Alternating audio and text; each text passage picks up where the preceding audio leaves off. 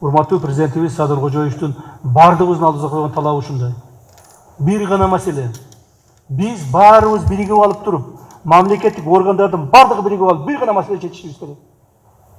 Бир гана маселе чечишибиз керек. Бул кайсыл маселе?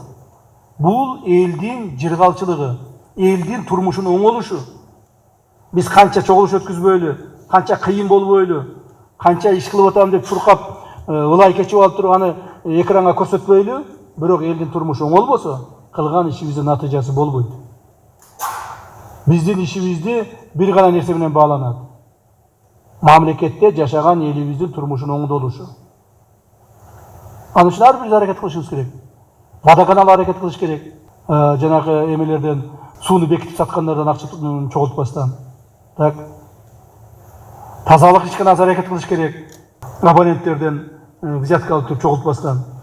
ГАИда аракет кылыш керек. Баарыбыз аракет кылышыбыз керек. Ошондо гана оңолобуз. Ушуну мен сиздерге урматтуу президентибиз жеткизип кой деп айтып атат. Ушуну мен сиздерге жеткизип атамын. Саясат мындан ары ушундай болот, туугандар. Саясат өзгөрдү, заман өзгөрдү, мамлекетибиз өзгөрдү. Ошондуктан азыр мамлекетибиздин бюджети мына почти быйыл 605 миллиард менен кабыл алдык эле, быйыл 700 миллиардтан ашык менен жаап атабыз. Кудай кааласа жабабыз. Эндиги жылы, может быть, биздин бюджетибиз 800 миллиард болот. А было сколько? 250 миллиардов. 250 миллиард болчу жакында эле. Мына азыр 700 миллиардка чыкты. Мындай эч качан болгон эмес. Себеби уже акырын оңолуп келатабыз. Ошол оңолгонго, тезирээк оңолгонго. Мына 3 жылдыкты 2 жылда, же 5 жылдыкты 3 жылда аткарган үчүн силер чуркашыңар керек. Местный органы власти. Ойгон кула силер. Министрлер еще более-менее, там алар биздин жаныбызда туруп күндө күн алыс президент буларды жакшылап ыйлеп иштетип атат. А жергиликтүү бийликти эч ким ыйлебей атат, иштебей атасыңар.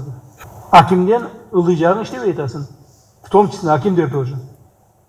Мына азыр любой айылды караган, любой трассанын жегин караган, бүт мусор. Кайсы жерге барсаң тополоң, ар жерде ар түрдүү точкалар, торговый точкалар.